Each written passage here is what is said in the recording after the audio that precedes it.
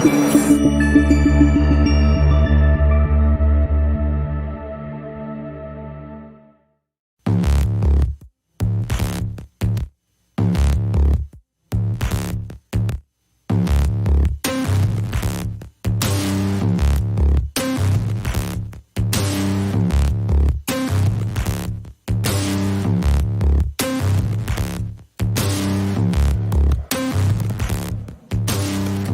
don't know anybody in the field like that. No. No one. No. No one that we're admitting to anyway. Good evening, everybody, and welcome to Dead Air Live on the Dead Air Full Spectrum channel. It is Sunday night. We are back after a holiday break. I hope everybody had a fantastic Thanksgiving. And wherever you're at, it stayed above 30 degrees because, my God, it's been weird, wild weather, and even down here in Florida. But I got a new roof. I had my roof replaced during the holiday time frame. These people were fantastic. Flagler County Roofing. I made sure I wanted to give the shout out for them because they were fantastic. Just 2 days to get it all done. A lot of noise from inside the house, but we're certainly taken care of. But the noise is coming from inside the house? Inside, outside, everywhere. And thank God I wore thick enough sneakers because the amount of roof nails that I stepped on multiple times over those 2 days. Oh, that's brutal. Yeah, but luckily it just never broke all the way through. Thank you guys for joining us tonight. Don't forget to hit that subscribe button as always, and also the thumbs up for the content if you're enjoying yourself, and a reminder bell for upcoming content. Many different programs on Dead Air Full Spectrum that I would like you guys to certainly check out. We'll talk about that in the second hour for sure. But how are you tonight, Ken, up in Rhode Island? I'm doing well. I spent the day in Plymouth, and there wasn't a pilgrim to be found. I was sorely disappointed. Fake Not news. even anybody walking around, but they're still giving a really good ghost tour there, though. I didn't stay for it. I don't know. A ghost tour in Plymouth, what is it? Something that is a seasonal thing, or they do it all year round? They do it as long as it doesn't get ridiculously cold out. So they still take people out at night. They have one of the oldest cemeteries in the country, as you can imagine. Burial Hill, they call it. Not a very inventive name, but, you know, it works.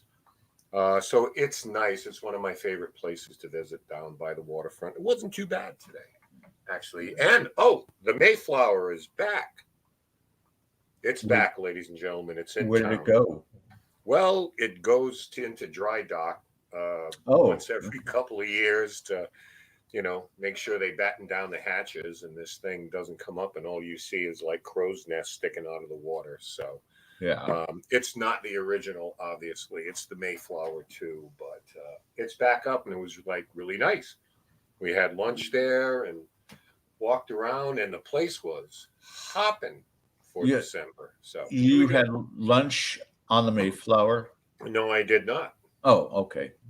Just in Plymouth. Yeah, I would probably not be. I'd be looking for bail money if I did that. It's like I had lunch on the Mayflower. They didn't know, but I brought a sandwich. You could run an EVP session or something while you're there. Hello to everybody in the chat. Thank you guys for joining us tonight. As always, I appreciate you guys always chiming in with us on Sunday nights for all the wonderful topics and guests. We have a very interesting topic tonight, and you're probably asking yourself, what is the topic supposed to be tonight? Well, it's about this place. If you were having a bad day, I just wanted to share a little piece of Scotland with you, just to remind you that after everything that's tough in life, there is always a little bit of calm.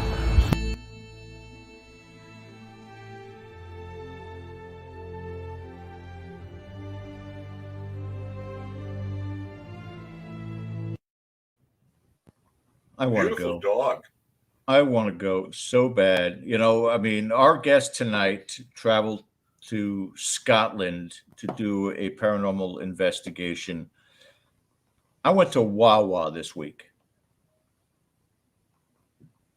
Explain. That was my Wawa is a local Florida gas station. Don't forget, we got names like Tallahassee for crying out loud. Wawa is the name of the gas station, a very popular one here.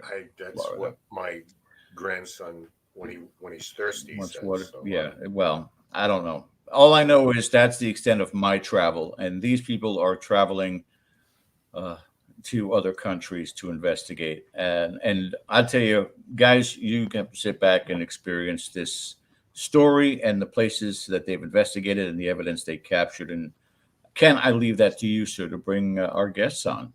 Yeah, this is going to be amazing because all of them, beyond so many other things they have in common with their interest in the paranormal and being investigators, recently took a trip to Scotland to do what they do so well. And to let everybody know, we've got an entire family album that we're going to show you tonight. And we are also going to get to some of the evidence that they captured there as well. So you want to stick around for this whole thing. It's great because these are Hall of Famers in my book. And we're so glad to have them on. So let's bring them in one at a time. We have Mr. Rick McCallum joining us tonight from the Hollywood Ghost Hunters. Hey, Rick. Hi, guys. Hey, how we doing? Batting second, we have an executive producer and the co-founder of the Dark Zone, Jay Bluemke. Hey. Oh, hey, I didn't know Jay was coming. Okay. Oh, yeah, Jay showed up and everything, right? How's it going, guys? We are looking for Mikey Thompson. I hope we have him right now. Let's go to Mikey. Let's bring him in here. You're still muted, Mikey. There we go. Hey, there we go. Hey, I did it. Direct from What's up, Southern everybody? And I thought you were going to have to use signs, Mikey. I know. Batting fifth, protecting Mikey in the lineup, and she does the same thing on investigations, is Cheryl Plumb. Thanks. Good to be back. Cheryl. Hey, woo! So it's good to have you guys back. So nice to have everybody join us tonight on a Sunday night, taking time out of your busy schedule. Of course, Jay's not. He's still having his wine out at his vineyard, the Bluemke vineyard out there in California. So, it's just another day. But we are so thrilled you guys came and visited with us. And so I would have the opportunity live, face-to-face, to say, I hate all of you. Yeah. Hey, I'm drowning my sorrows from a Dolphins loss. Oh, Mm-hmm. Did we lose a Dolphin? yeah. I noticed Ken had. Yeah, a San something on his Francisco back. slayed them. Oh, Yeah, he's Yeah, built yeah. a little something here. Yeah. the Dolphins. That was their first loss of the season, so that's not too bad, right? Waiting for Brady to come back next year and end his career. Right. No, I think that again, the opportunities that you have all been taking advantage of and taking this trip, we've got to take it back. I think first though, and then I'll turn it over to Ken for a little while. But as far as the concept and making that trip, who was the first person to come up with this idea for all of you to go to Scotland? Rick? I think it was probably me, actually. A lot of people don't know I've gone there 7 years in a row, except for the years that had the COVID in it. Oh. And when I got a chance to be on a tour, I invited all of these rascals to come along because I've done a lot of stuff with them and I really enjoy their company. You know why everybody knows about it? Because Rick won't stop talking about it, right? Got to go back to Scotland. Got to go back to Scotland. Boy, if I could live in Scotland, I'd live in Scotland. And it literally cost thousands of dollars for us to follow him to his favorite place. So thank you, Rick. No, you're welcome. Now you're all going to have the fever and want to go back. Mm-hmm. It's already happening. Right. Mm-hmm. By the way, DaCosta. Mr. DaCosta, you guys had an opening there of a pretty redhead with a dog. Yes. In Scotland, everybody that's out walking around out by the beaches and stuff like that either has a child or a dog with them. And if you don't have one, they will issue you one. Really? Yeah. Right. I would imagine. And a pretty redhead too. Yeah, and shout out to that pretty redhead. Her TikTok title is Cheap Official. Her first name is actually Cheap, CHEAPE, Cheap Official on TikTok. Definitely want to check it out. And if you think it's just a pretty redhead on the beach of Scotland, there's somebody who also believes in ghosts. Take a listen. I'm at home alone. I heard a bang and I was like, a ghost, like any normal person. And then I was thinking about, you know, maybe this house is haunted. And then I was like, hold on, this isn't going to be a Victorian house. Like why do you never see a ghost in jeans and t-shirt? Like why are they always like from the Victorian era? Like there's a backlog of ghosts kicking around who are wearing like no one talks about a ghost from the 70s. Do you know what I'm getting at? Like no one talks about someone kicking around haunting their house in a pair of flares. So it's all a bit suspicious. I have no idea what she said. She thinks she has a goose in the house. Rick, is that a legitimate accent? Sounded like it, yeah. And I will say, just for the case of science, is that seeing as I'm the oldest one here and probably going to kick off first, I will go back and visit that girl just so she knows there's some current ghosts. You can see Rick at the foot of her bed, and she wakes up feeling pinned down. Yeah. And there's Rick like, hey, how you doing? Again, at my age, I would probably go in there and nap. Yeah. That's untrue, though. I beg to differ. I will take issue with that young lady because there are ghosts from the 70s and 80s and 90s and so forth. Yes, there are. Yes, there are. Just like houses that on a plot of land that were built in the 2000s are claimed to be haunted, right? So you go back. What about caveman ghosts? Yeah. What's the story? What about caveman ghosts? We never hear about them. Yeah, but we've caught lots of groans and grunts on EVPs, so That's true. That's how true. can you? Maybe they just can't manifest anymore. They have like lifespans and they get weak. Yeah, it was hard being a caveman. From what? There weren't any batteries back then, Jay, for them to steal for energy. Rick, you could tell us more about that, right? So they don't know how it works. That's right.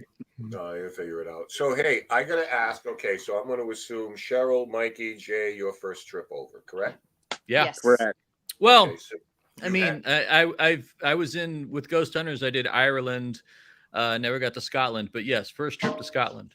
So you had Rick returning to the motherland as your Sherpa guide for this whole thing. Mhm. Yes. So, what was it like putting all this together? What came first, chicken or the egg? This trip was planned, and it was like, hey, here's a good idea. Why don't we stream this thing? Well, so And, when the trip was offered, when we saw the trip came up, you know, as something we could do, we wanted to support Rick. I mean, that's certainly how Kathleen and I felt, and Christine, you know, those of us from the Dark Zone, and Mikey and Cheryl. I don't know if you guys had your tickets before we did, but you probably did, and you wanted to support Rick. And since Mikey and Cheryl have been associated with the Dark Zone, we knew we wanted to. I mean, I'm not going to spend whatever the trip cost. It was, I think, because it was my wife and I, so I think we spent about $4,000 just to go. And I'm not going to spend $4,000 without getting some video out of it. So I was just kind of like, you know, if we're going to go over there, I know that Rick's got some connections and he's, you know, really good friends with the guys from Scottish Paranormal, and they have access to one of the most haunted locations that will be part of the tour. You know, let's see if we can get in there and do a Dark Zone investigation, which is what we were able to work out and we were able to do. And certainly with the, you know, the help of Scottish Paranormal and the permission of the Laird of Balgony Castle. Rick, when you go over there, I mean, is there any discernible difference between your approach, or is it just variations of the same theme? Well, I pretty much do the same thing, but I will tell you that the intensity and the amount of results you get are much higher in Scotland than they are in the United States. Mm-hmm. I mean, if you go into one place in Scotland, you're pretty much guaranteed to get some sort of activity. And the places that we hit up, we pretty much did. Yeah. And Mikey and Cheryl, when you went over, I'm sure that there's a wow factor when you're for the first time seeing these places. Was it difficult to kind of work past that, put it behind you and say, hey, we're going to go in and do our thing, because there's got to be that moment when you see these places, and we're going to be showing some pictures and let you folks break them all down for us. But when you're seeing this, something that you've read about in magazines or you've seen in documentaries, and suddenly, here you are. Is there anything that might be a little foreboding about it, or is it just the idea that your mind is blown when you first see these places? Well, yeah, we were. Oh, sorry. Go ahead, Cheryl. No, you go ahead.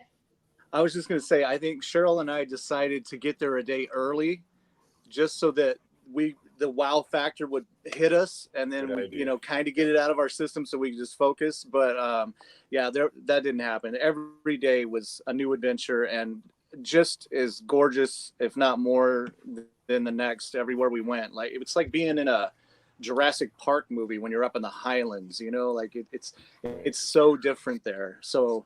Yeah, but we did go a day early. We went up to Loch Ness. We just to get our feet wet, thinking that okay. But yeah, everywhere we went, every day was a new adventure. So yeah, and I've been international before, so I did a lot of traveling. I've done a lot of traveling. I love going anywhere, but this is my first time seeing things like castles and ancient buildings. So that was a lot of new for me. But yeah, it was incredible from the get-go. Yeah.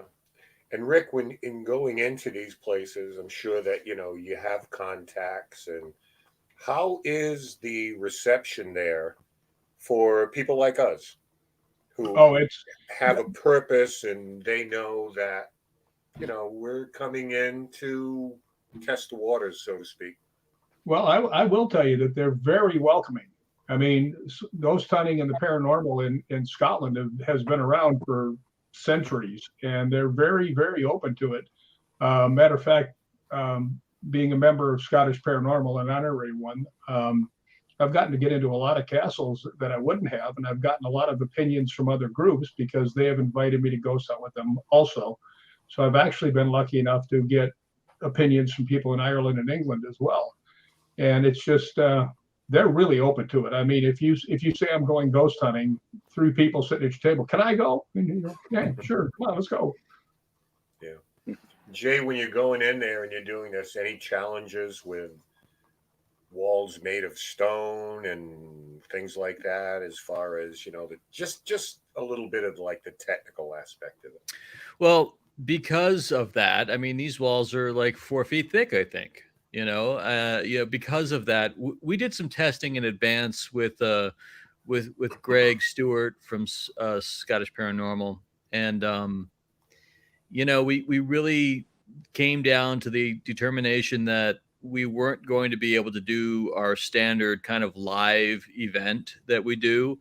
So we just went in there and we shot it on video and we cut it together, and then we did kind of a live tape hybrid show, where we kind of showed the investigation, and in between every little investigation we did, we came live and we talked about it. These guys all talked about what they did. Yeah. And Rick, I used the word foreboding before when you go into these places, and some of that is probably you've been there and done that already. But when we're talking about these places in Europe, just like places here, a lot of them, the stories don't have happy endings. And when we're talking about the ancients, we're talking about some really barbaric things that had gone on there. So what's that like? And I want to ask this again in maybe a different way. Where is there a certain vibe to this place? Where is it a darker element, or because everybody has their kind of own culture when it comes to this? We, in Europe, they talk about fairies. Excuse me, we call them something a little different here. But you've got that cultural aspect too that, you have to honor as well, don't you? Oh yeah. One thing you have to know is the history of Scotland. I mean, it has arguably the bloodiest history of any country in the world, because England kept coming over and trying to take the place away. And I mean, just the Battle of Roslin, 1303, 35,000 people were killed out of the 40,000 people that were fighting. And the Vikings also invaded and wiped out a whole bunch of places till the Scottish people beat them down, and the Vikings ended up living in Scotland. And so, most of the people that are of Scottish descent are also Viking descent.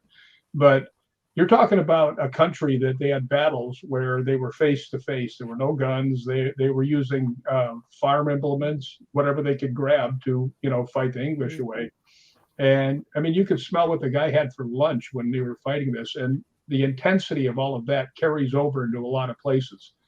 A lot of times, though, there's an incredible feeling, a peaceful feeling that it's all over and they've gone where they're supposed to.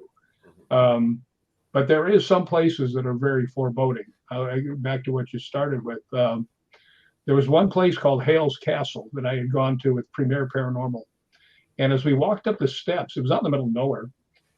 I kept looking over. There was grass there about 2.5 feet high. And I kept looking off into about 100 yards away. And I kept saying, there's something in there. I could feel it from here. And we'd look and we'd go back and forth. And every time we came to these steps again, I would stop and look. And at the very end, we were walking out and I just stopped. I said, I'm telling you, there's something out there. And we all looked over there again. And right then, an old-fashioned lantern lit up and walked about 10 feet and went out. And both the people that were with me just turned around and just stared at me like, how did you know that? I said, I could feel it. So that was kind of foreboding when you know that something's been watching you all night. Yeah. And what I want to do is, we've got so many of these photos that I want to get into, and I'd like to show a little bit, and then you can all kind of jump in and tell us what we're looking at here. And I want to thank, Jay, Rick, Cheryl. Some of these are downright breathtaking. They truly are. So let's get into it a little bit here. One of the things I want to cover, of course, is you guys, with Jay, hanging out. These photos are a little stretched, I would say. Yeah. A little bit. I hope so. Geez. We wanted to go, yeah, but to look at those guns, though. Yeah, that's true. Look at that belly hanging out. Criminy. You talking about mine? Of course, there's Kathleen Burns. There's Kathleen. There's my wife, and Natalie. Christine. Yeah. Yeah, Christine down at the end. Fantastic. And there's Melissa. Hi, Melissa. Mikey taking a nap. Yeah, I was burned. We got to let him sleep when he needs to sleep. Okay. Even if it was in his lunch. I want to start at the top, and some of these are stretched, I admit, because we were just trying to get them full screen. So we're not doing this in the background. So, Rick, tell us a little bit about who this gentleman is and what we're going to be looking at here. Oh, was one of my dearest friends in the world. That was Robert Morris, and he was the Laird of Balgony Castle. And he is arguably one of the most remarkably talented men I've ever met. We got a chance, everybody in this room got a chance to meet him while we were there. He was 92 at the time and bedbound, but he still was sharp as a tack. And fortunately, after we all left, we were standing there, reached up and he held my hand, and I leaned around and whispered something to him, and he whispered something to me, and I had to leave the room because I was starting to get a little leaky up in the eyeball area. But I went back a week later, and as he was back there, we were talking again, and he reached up and grabbed my hand again and looked at me, and I could tell just by the way he's looking at me that I wouldn't see him again, that he was telling me goodbye. But he's one of the most genuine people you would ever meet, and he is the Laird. There he is reading my book, actually. The Laird of Balgony Castle, and he's the one who granted us access to do the hunt. Yeah, that's remarkable. What a remarkable place. And who are we looking at here? Is this? That's still him. That's a self-portrait. And one of the things that he has in there, every one of the doors that you'll see in any of these pictures, if they're of Balgony, he carved them. He carved all the doors in the castle. He also built all the balconies. He painted all the pictures. And when you get to the Laird's room up above, if you look at the ceiling, you'll see the family crests of all the previous 31 family Lairds. And he painted all of those and put them in the ceiling. He also represented Scotland in the World Leatherworking Championship. He's just amazing. And he had a sense of humor, too, because he knew he was sick, and he was a woodworker, and he'd actually built his own coffin, which was in his bedroom. It had his date of birth and that year on it. So he said, yeah, if I ever go, all you have to do is pick me up and put me in the box. So unfortunately, he did pass away about a couple of weeks after we were there. Oh, that's a good run, though. And this is what we're talking about. This is Balgony Castle. It's incredibly breathtaking. Now, let me ask you about this. There is, I'm not sure what the agency is in Europe, but, and I should know this, but I'm drawing a blank, where the government kind of takes over these places. Is Balgony in that category, or is it privately owned still? No, it is still privately owned. They do have the historic thing, but that is generally for monuments. And as a matter of fact, the man who runs the monuments in Edinburgh is a very good friend of mine named J. Craig Miller. And there's like the Wallace the Walter Scott, all the ones that are up on Calton Hill. Any of the monuments, he runs those. So there is a historic element to it, and they do have some historic castles. But Balgony Castle was owned by the Laird. Right. So, I mean, they accept the responsibility for the restoration, maintenance, and whatever needs to be done. Remarkable. 92 years old. God bless him and keep him. I want a couple more before I bring George back on. And these were sent to me by Cheryl. And if anybody wants to just kind of jump in, let us know. Obviously, this is a stagecoach in, but if there's a particular significance behind one of these things, just tell us a little bit about it. That was one of the places where we stayed. We had a really good meal there and some nice drinks, and that actually was a place that, if I'm correct, because I didn't stay the night there, Natalie and I we spent the night in a different location, but Kathleen had an experience here. I think, if I'm not wrong, you guys can correct me because I think you guys were there. She had an experience here with a spirit, a female spirit who they actually interacted with. Do you guys know that story, Mikey, Cheryl, Rick? I know of the story you're talking about, but I'm not sure it was at the Stagecoach. Yeah, it might have been. Yeah. Was it the Stagecoach or the Air Castle? Stagecoach, because I talked to Kathleen and Christine at breakfast in the morning, and that was when they were talking about how they kind of, heard from somebody that something was supposedly happening in a certain room, and just so happened that one of the people there was staying in the room.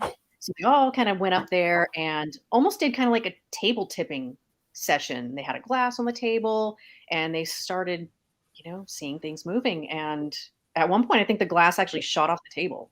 It did. Yeah, that's what Kathleen said. And of course, I'm thinking the whole time, like, well, why didn't we have cameras there, Kathleen? Why didn't you? But of course, Natalie and I weren't actually staying there that night. So, we missed it. Well, let's jump in on another one here. This is Culross Abbey. And now we are starting to look at what we have envisioned in our own minds from the images that we see in television and movies. What an amazing structure. Yeah, all of Culross is very, very interesting. A friend of mine is the manager down at the Culross Palace, which is right down the way from this, about half a mile down the hill, which is really famous for being one of the locations from Outlander. But we did all walk up, not all of us, but a bunch of us walked up this hill and went inside this place and went through it. It was magnificent. And here's something right out of a Tim Burton movie. This is Horror Cemetery. Mikey, weren't you playing with your drone here? Didn't you get some amazing footage?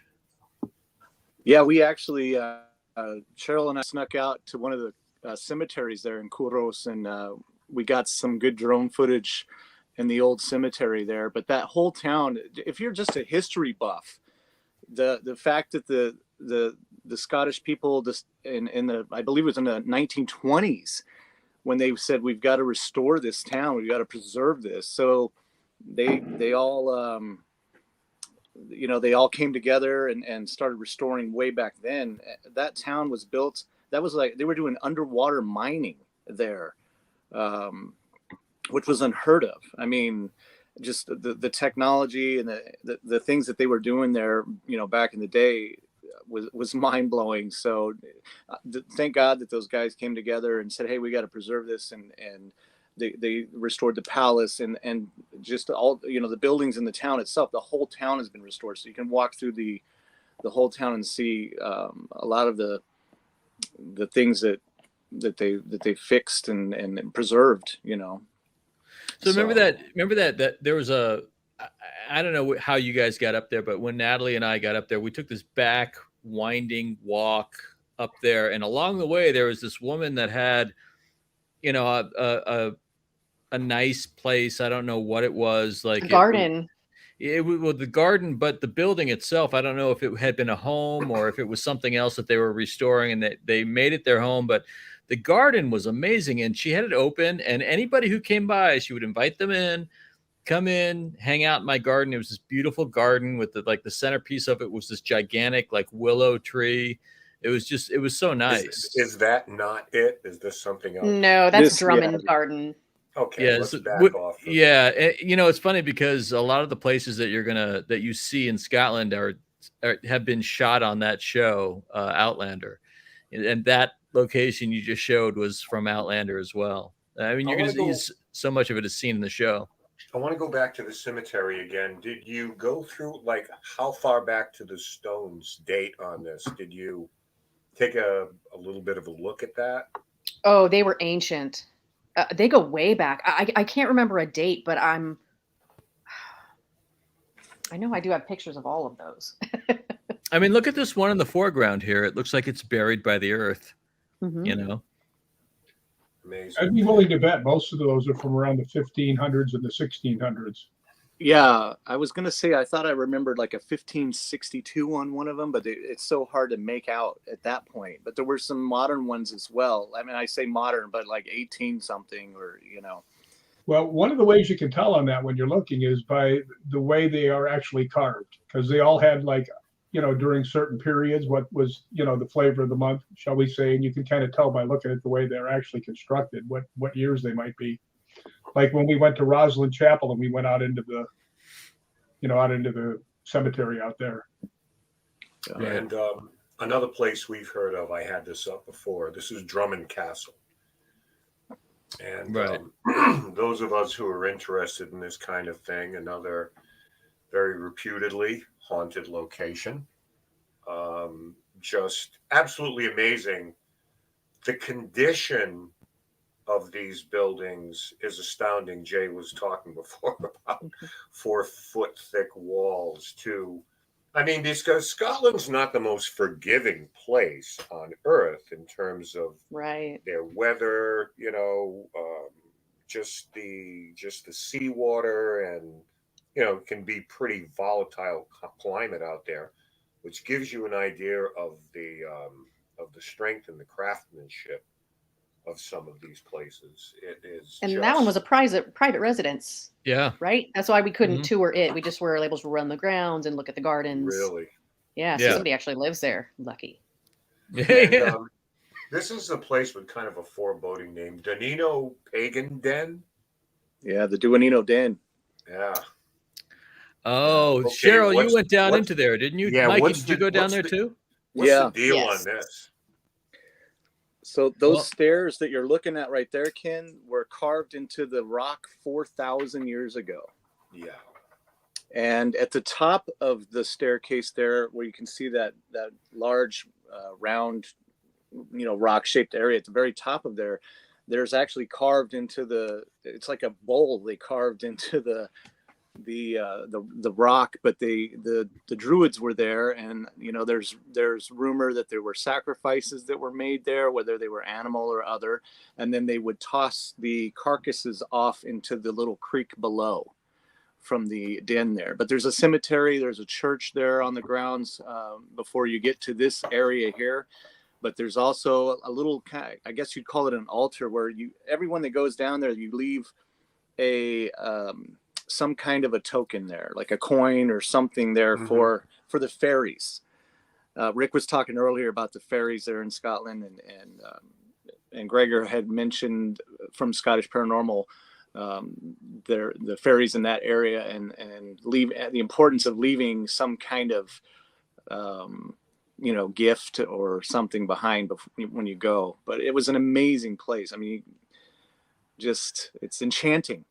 The thing about some of these altars, and you mentioned the stones that have been, literally the stairs that have been carved into stone, but a lot of this isn't so much topography. There's symbolism when you're talking about stairways that lead to these shrines, if you will, or altars. It's an ascension. So it's symbolic in that regard, because you see that quite often. Not necessarily that's something that's been carved in like that. That's amazing. And actually, that place seemed like it was. I kind of expected it to be a lot more dark because human sacrifice. But once you went down into the den, and there were offerings and candles and coins left, it seemed very peaceful, like a place of hope, not so much a sad place.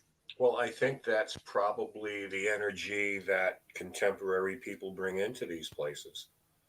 Where people come with good intentions now, and I think residually, we may leave some of that behind, Cheryl. That's fantastic. I mean, so we're going to come back to more pictures, and in the second hour, we're going to get into some of these evidence clips, and they're pretty cool. But I just wanted to go back and hit wanted to go back and hit this one more time, because that's something a little bit more than an English garden, isn't it? That is gorgeous. So huge. You can't believe when you're standing there, because it's got to be, what do you guys think? Maybe a quarter of a mile to those trees, maybe even farther? Oh, yeah. Right. Yeah. Yeah. Easy. That green grass you see running in between the trees, if there's that wall of shrubs or bushes in the back there, you go through that, and there's just grass for forever. It seems like acres, and people come and they have picnics back there behind the gardens there. You just come and sit on a blanket and stare at that gorgeous scenery and eat your little lunch and hang out with your friends and family, and just that's what they do. Yeah, and you can't see it, but beyond that back wall there's greenhouses where they keep like all of the plants and the vegetables and all that. Everything that they grow in the garden, they have them in those greenhouses back there. Well, you know what other people were doing, and I believe it was at Drummond, Lori and Kat, and I think it was Tina maybe, had all gone out and walked around the outside because there were peacock feathers everywhere. Really? So they were all collecting peacocks. I'm not sure if it was that castle or another one, but I think it was there. It was there. I still have my feather. Thanks, Tina. Well, I want to bring George back in here. You are watching Dead Air, and our guests tonight, Jay Bluemke, Mikey Thompson, Cheryl Plumb, Rick McCallum. We're talking a little bit about their trip to Scotland. And just a reminder that if you would like to, you have the opportunity now to donate to the channel. You can become a super chatter. All of this really helps us a lot. So we're not going to go full telethon on you here right now. But, anything that you'd like to do to kind of keep us going, keep this machine going. Yes. It is incredibly appreciated. And with that, I'm going to bring in Mr. Lopez. We'll be back. See you folks soon. Thank you. Yeah, please, anything you guys can do ever to contribute is important because my barber bill is through the roof. So make sure you take care of that. Let's talk paranormal for a little bit. You know, I had an opportunity when I was still in the Air Force to be stationed and living overseas. I lived in Germany for 3 years, and it offered me the opportunity to visit some incredible castles in southern Bavaria, including Neuschwanstein. I wasn't involved in the paranormal back then, and I can tell you there was still this energy or history, however you want to describe what you feel when you went to these places. Now, each and every one of you are seasoned investigators. You've been to some of the most haunted locations in the country. How does it compare energy-wise when you walk into these historic locations in Scotland? We'll go right around the horn. We'll start with you, Jay. Well, I wouldn't call myself a seasoned investigator. I'm more of a filmmaker, you know, and an enthusiast. But you know, when you go to these old historic places, I mean, just the amount of stories that are there that just kind of naturally take you to a level already where you're starting at 11. You know, you're not starting at the United States is a new country, you know, compared to Europe. And so there's just way more history. And then I think with the history, there are the expectations of like anywhere you go, anywhere you look, there's potential for a haunting. So, you know, I think that gives you a starting point that's a little different from places that you enter into the United States. So you go into especially if it's a castle, you know, you walk into a castle and you just know that there's, you know, going to be an expectation of a certain level of paranormal. Plus, you go into a castle and castles are constructed in a very specific way that, you know, is always kind of, when a castle is constructed, there's a thought of defense, right? And so, you know, everywhere you go and anything you do, there's like, you know, the stairways, the staircases are narrow and they're windy, and it's like you're always kind of off put a little bit from what you would consider the norm, you know. So there's always a sense of, you know, the fun house effect a little bit. Right. There's also kind of like, you know, they're cold and they're dank, and there's everything just feels different. So you go into these locations with that feeling from the get-go. Yeah, atmosphere, without question. And Mikey, with that kind of an atmosphere too, when it comes to both the videography and the photography of an investigation or historical recordings when you're in there, does it give you more challenges or just piques your interest more? This is what I want to do. Oh, even as, you know, and I'm just photography is a hobby, but the photography is different there because of the, you know, just the buildings alone and the architecture. You're stepping back in time. And then when you're walking into these places, you feel like you're back in the day because of you touch these walls that survived the 13th century. You know, like right. Where have I done that here? And you're right. There's places here in the United States that I love. Old Paulding Jail. I'm drawn back to there. I want to go back. You know, I'm dying to go to Waverly. But when I was at Erith, in Erith Castle, I was up all night long. I couldn't even sleep. I went out to the castle and I sat in the grass looking out at Falkirk. And I just imagined the battles that were happening back then, you know, William Wallace, and I just sat there in the cold and in the morning dew, and absorbed that, you know, the history there. It's just so different and brilliant, and it's amazing. And that doesn't even put it into words, you know. Yeah, you took me right back to my first trip to Gettysburg and that type of feeling, and you just kind of are immersed with the thought of what transpired there. And I'll tell you something, you know, St. Augustine, which is about 30 minutes away from where I live, was plated in 1565.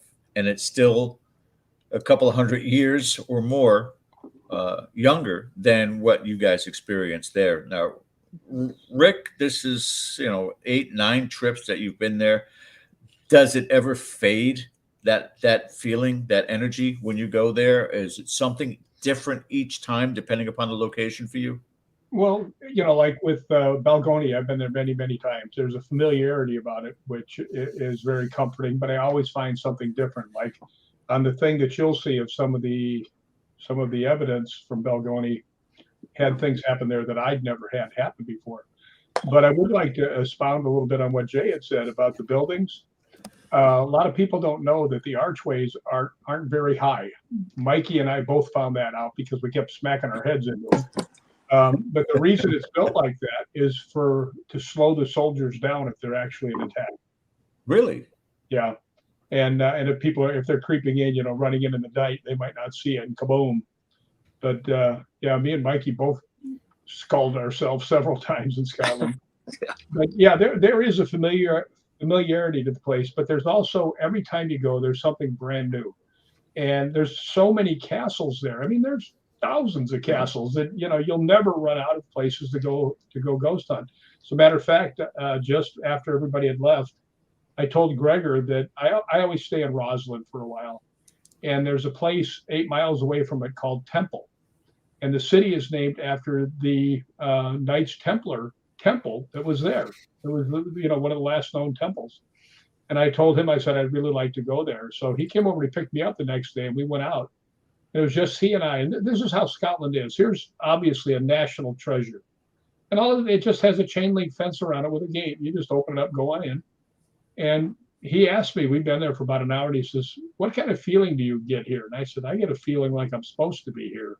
And he goes, "Same thing I get." So there's some that are very welcoming, and then there's others that, like Hale's Castle with the light, something following you around and things. They're all different, and that's what makes it so much fun. I can only imagine for you, Cheryl, going to these places too. There has to be, unfortunately, it's the only way I could go about this. It's going to sound sexist no matter what. It's okay, bring it. You're talking castles, you're talking soldiers, you're talking, in a lot of these, there is this different levels of royalty in these locations, all male dominated. Does that run through your head as you approach these places, both in your energy and in your technique, investigating? Hey, I'm a woman in these places. This is kind of, I'm the outcast in a sense, or I'm not looked upon as an equal. How do I approach this? Does that ever enter your mind while you're investigating? In Scotland, 100% it did. That was the biggest part of Balgonie for me, was because they didn't like women in the chapel, or they felt like they were forced out, they felt sick and just unwanted. But going into those places, it's like you have to see how you feel about it and just kind of go with what happens, because I never actually felt unsafe anywhere, or like I was in danger. I mean, look at who I was hanging out with. Nothing was going to mess with me one way or another. So, just take everything with a grain of salt, and, know the history, and go in, protected. I gotta tell you, George, real fast, the show that we did, the investigation that we shot at Balgonie Castle, and the show that we have up on the Dark Zone app, it was driven by, the story is driven by this idea that Cheryl is referring to, that whatever the entity is there, or entities, traditionally have not wanted women to be in the chapel or in the castle. Right. And it's such an amazing story. When we do things on the Dark Zone, we want to tell a story, and if it wasn't for Cheryl being there, and this whole thing with the spirits don't like women, this would not have been as good as it was. It's such an amazing story because we follow that storyline throughout, and there's an amazing payoff at the end. Now that's interesting, because is it her presence or the topic, Jay? Let's just say Cheryl last minute couldn't make it. It's an all-guy investigative team. If you were talking in a sexist way about women, or thank God there's no Do you think that would also drum up the same type of responses, or do you think her energy, her presence there is what amped things up? It's a good question. I would throw that to Rick and Mikey, but I think that we potentially would not have encountered the same kind of experience. So Cheryl was bait. Okay.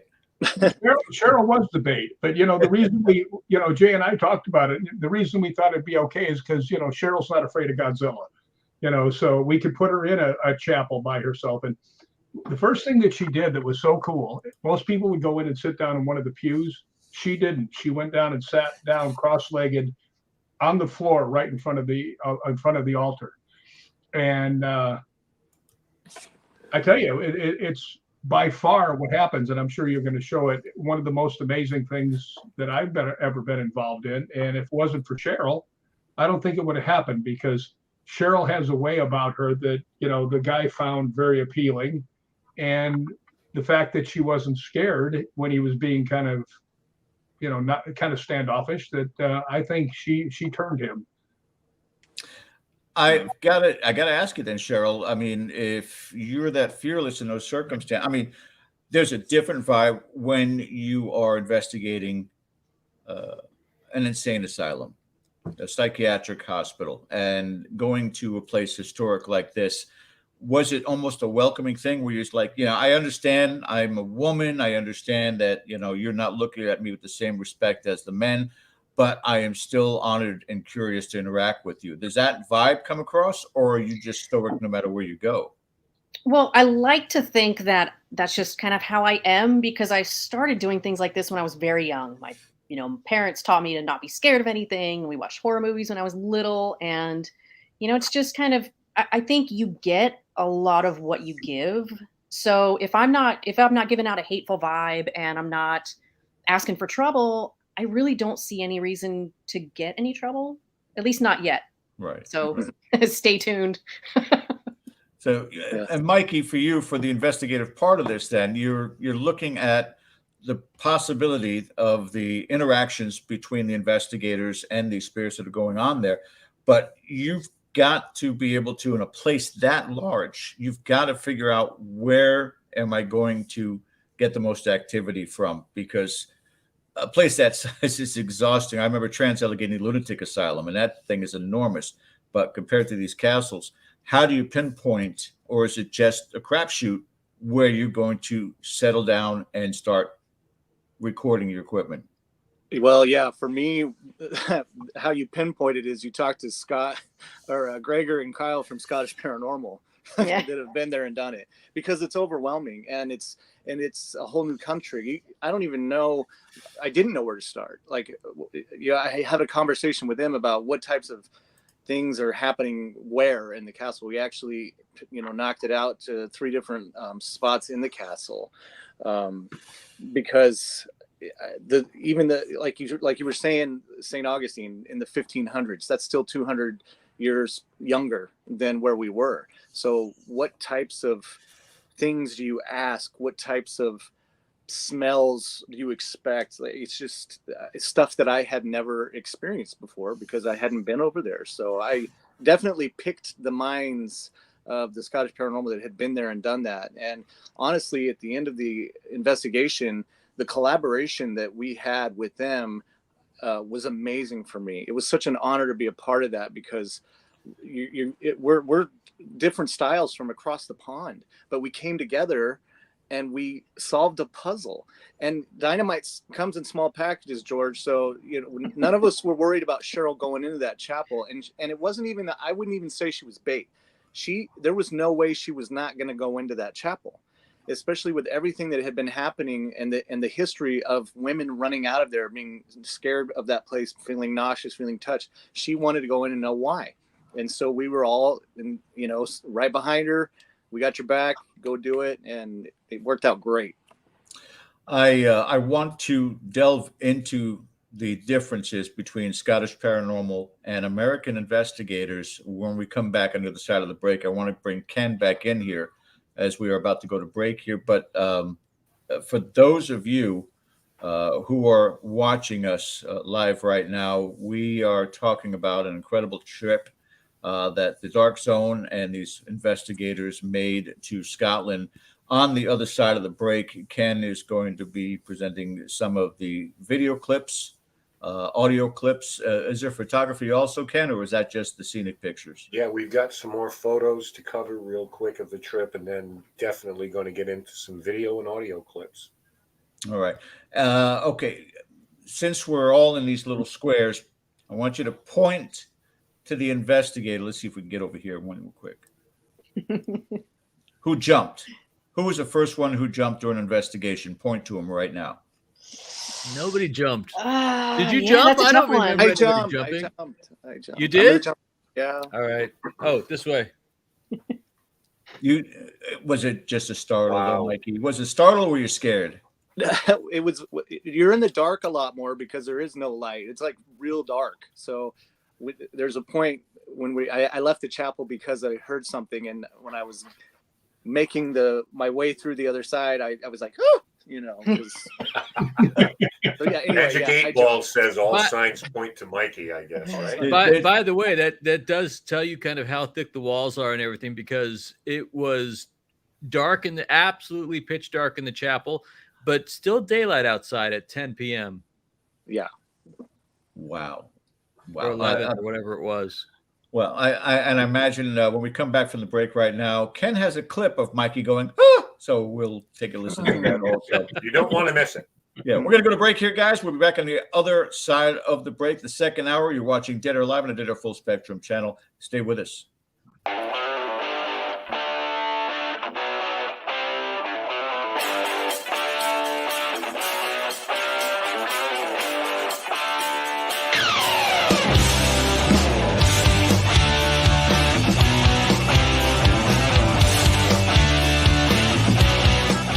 Hey members, the new KGRA DB app is now available on iOS and Android devices. Gain on-demand access to any KGRA DB programming. Download any show directly to your mobile device to listen or watch on the go. Go to the App Store and search KGRA DB.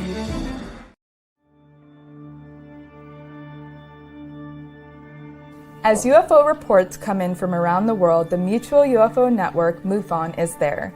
We continue to explore new cases and build our massive database. We share our information with the world in a number of ways. If you would like to be part of our investigative team, you are always welcome. What could be more exciting than exploring the UFO question firsthand? Join MUFON, find your friends.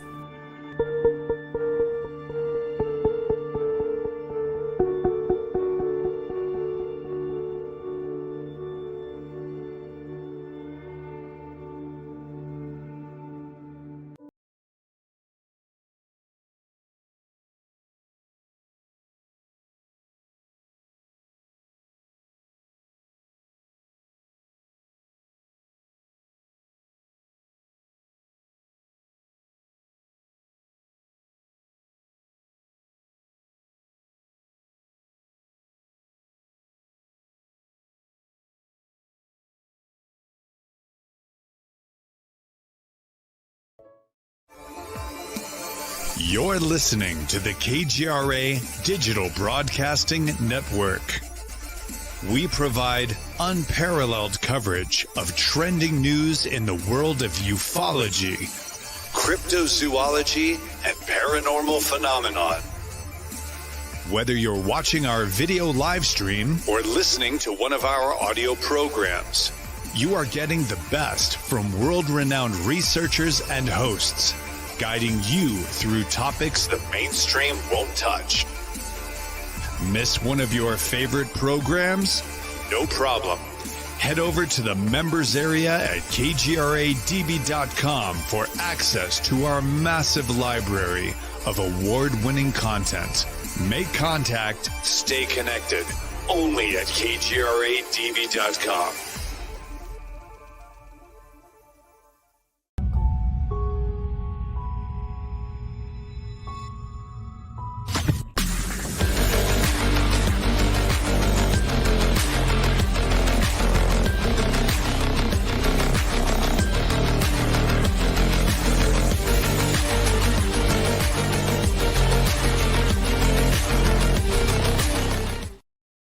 All right, guys, welcome back for our second hour with all of the great folks from Dark Zone and the investigators who went to Scotland. Apologies, Bill Forte, our producer. I didn't say at the beginning. I got so excited about our group coming in. We are simulcast with KGRADB.com, KGRA on Facebook and YouTube. Make sure you check them out. And that's us right here on Sunday nights, Dead Air Live. But on the Dead Air Full Spectrum channel, Ken, we actually have our own content as well, if you want to tell people about that. Yeah, sure. Every Monday night is Monday Night Monsters. Chris Rondina and Ron Murphy talk about some of the legendary beasts and creatures and their origins in different cultures. Good stuff. On Thursday nights, live from the Haunted Museum with Cody Desby and Satori Hawes from Ghost Hunters.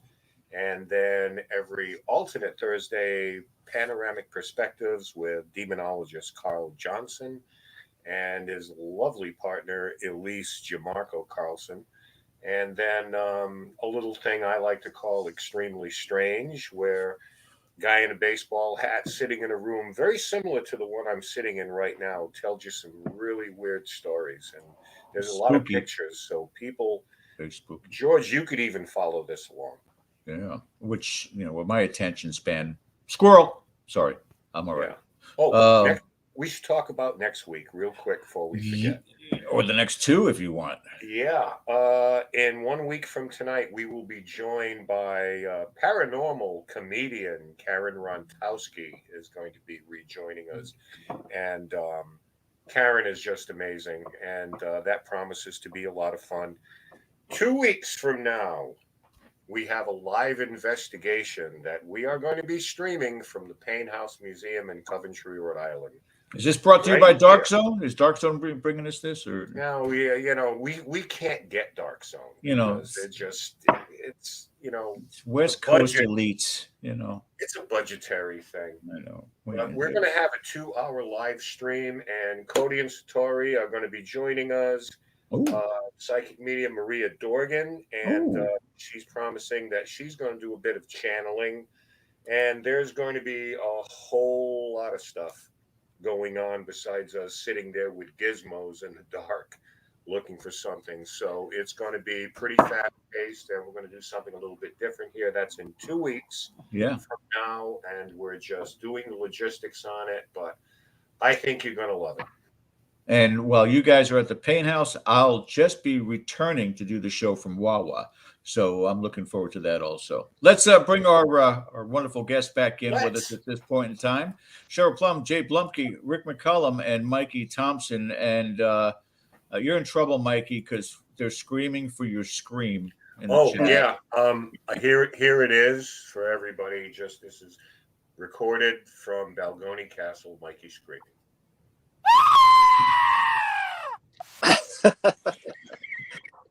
Dead on, yeah. There's a lot of bass in that. A lot of bass. That's You great. even scream different in Scotland. Thank you all. Oh, well, I'll tell you, I know we have a lot more of the evidence to get through, Ken, so I will leave it to you, sir. All right. Question before we get started here. Each one of you, in your own particular endeavors in this, what do you think that you brought to another country that you've learned here? I mean, obviously, because of an accident of birth, here we all are born in this country.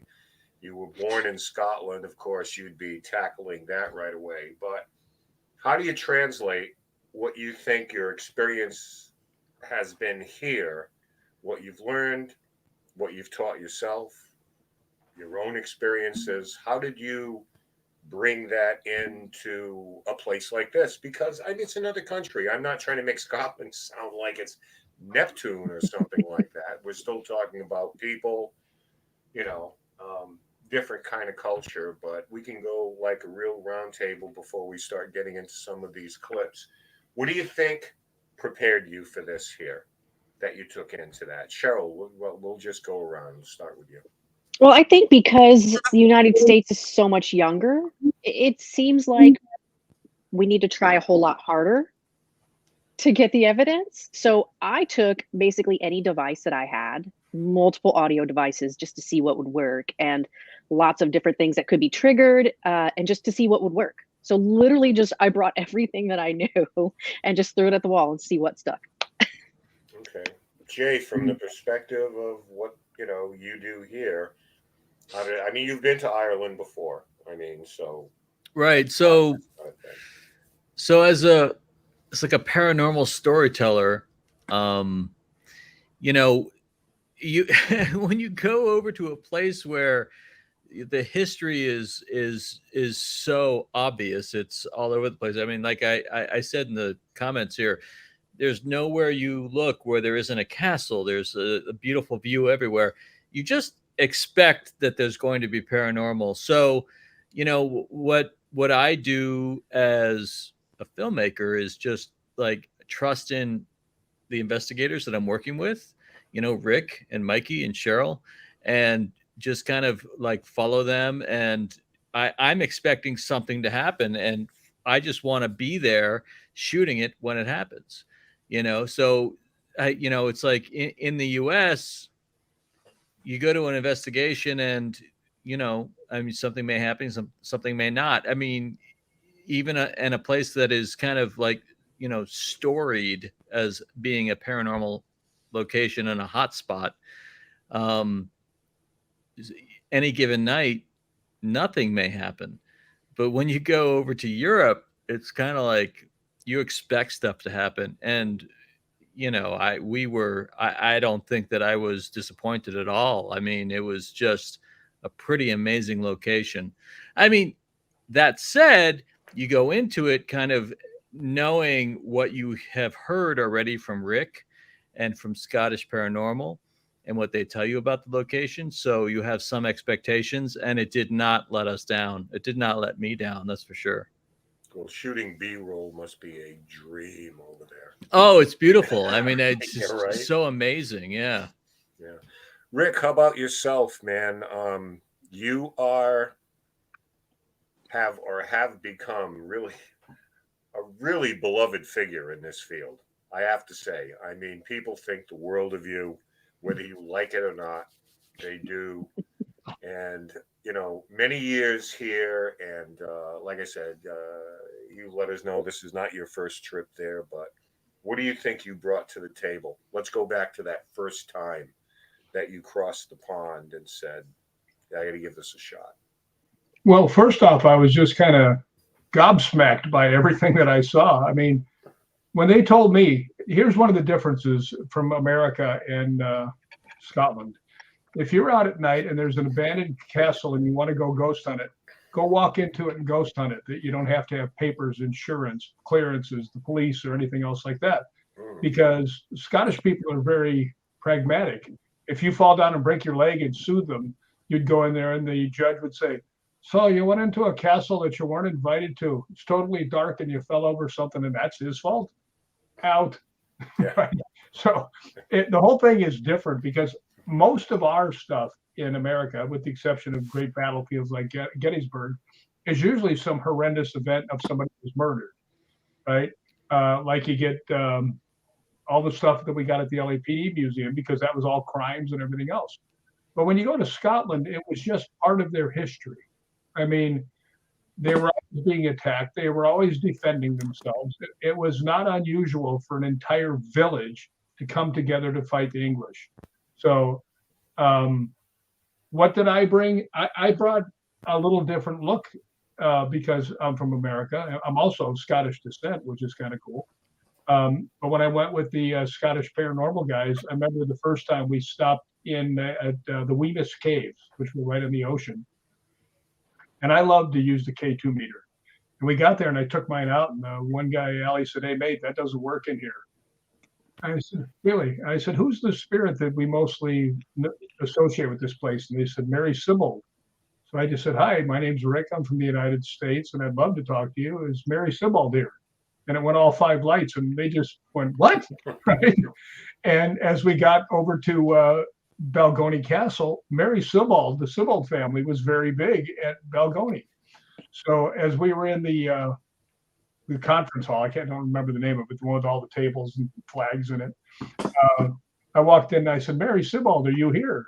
And it goes all 5 lights. And I started asking questions and it responded to everything, to the point that you could actually hear me here on the video go, Gregor, I need your help. He comes over and he goes, what's the matter? I said, I don't know anything else to ask Mary. I've never met her. so he talked. He got a couple questions in and got answers, and then it went away. But well, I think that ghost hunting is ghost hunting. You appeal to the to the person, to the spirit or not. And I try to tell people the way to approach ghost hunting is if you opened up your back door and you saw a lost puppy, you don't chase it. You just talk quietly to it, stick your hand out and hope it comes to you. And that seems to be the best way. I mean, that's a good analogy. If I hear somebody choke them, I will choke them senseless, because I don't believe in that at all. I know that. I know you've made that quite clear. Mikey, how about yourself, man? How was your massive training over here in the United States? How did that translate to going across the pond? Well, actually, I believe that's what I took with me, was advantage of the experience that I've gotten from here and the people that were there. Rick, Jay, Cheryl. For some reason, when we all work together, we seem to have great evidence. The LAPD museum, but being in Scotland, having I like to kind of critically think through the location and the types of claims that they've had there. So I really did get to have a conversation with Gregor and Kyle and Ryan briefly about what they've experienced there. Rick with his history there. And when we were up in the Laird's chamber, I'm asking, okay, what types of things would go on here back in the, when this place was hopping? And so then Gregor would, give us a history of it. And then we would just, okay, let's run with that. And if we got some type of reaction, whether it was with the equipment or an EVP, then we would just grab it and go. We'd stick, try to create a storyline with it or keep running with what the evidence that we were getting. So I really took advantage of the opportunity, I think, of learning from these guys and that whole experience. I did bring a lot of equipment, as much as I could get through customs. So, but I was so proud. I was really proud of how that ended, of the whole investigation and the things that we did with Scottish Paranormal. It's why we do what we do. Let me ask you a quick question before we get into the next photo. When you guys were working with the Scottish group, is it all the same thing? I mean, everybody comes with a little bit different approach, anywhere. Everybody does things a little bit different, but at the end of the day, was it kind of seamless?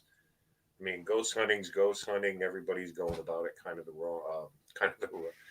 the same way, or were there any dramatic differences at all? No, for me, it was equipment wise, they had different equipment that they used for different reasons, stuff that they, so we talked about equipment, we shared equipment, stuff like that. But when you're in the courtyard of Balgony Castle and you're looking at a staircase that goes up to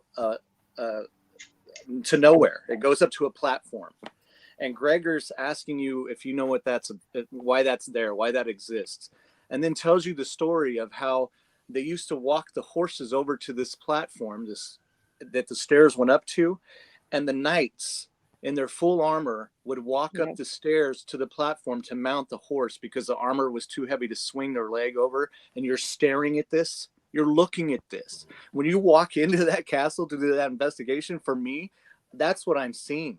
I'm imagining those people there and living that life there and the things that happened there at that time. So it is different for me being over there, but I'm a first timer too. But absolutely it was a whole different experience. But I'd like to say that, we all know that there's a lot of drama in the paranormal community. And one of the things that the Dark Zone has always kind of like been proud of is that we work with people that are very low drama, and they like to just like investigate, and they're fans of the paranormal, and they're looking for answers. You know, these guys, when we were working with Scottish Paranormal, you know, it's like everybody is meshing together, and they're investigating. And even though you have, you know, like different experiences, we come from the US, they are very familiar, obviously, with what's going on in Scotland, and especially at this particular location. Everybody's open to new ideas. And so when I'm editing the investigation, you know, and bringing it down to what you eventually see in the show that we did, I was so amazed by how everybody like kind of like got together with a common goal. And then like Mikey, in particular Mikey, you know, we're up in the Laird's hall. No, not the Laird's hall, the Great Hall, where there's all the dining tables, and Mikey's like, well, let's sit down and have a meal, you know. And he's always kind of like bringing you into what it may have been like at that time, so the spirits potentially could kind of fall into that and get comfortable with what you're doing, and, you know, the presentation of it. And everybody's like, yeah, let's do that, let's sit down and do that. Any idea was valid, you know, and there's no drama, and it was just like the investigation was very cooperative, and I loved that about it. Isn't that a wonderful thing? Well, you know, one thing too is that for anybody out there who watches the show Haunted Scotland, one of the founders of Scottish Paranormal, Ryan O'Neill, is on that show, and Ryan actually was there that night, you know, with us also. He had to leave early because he had to go shoot his show, but he made a point to come over and, you know, get to meet everybody.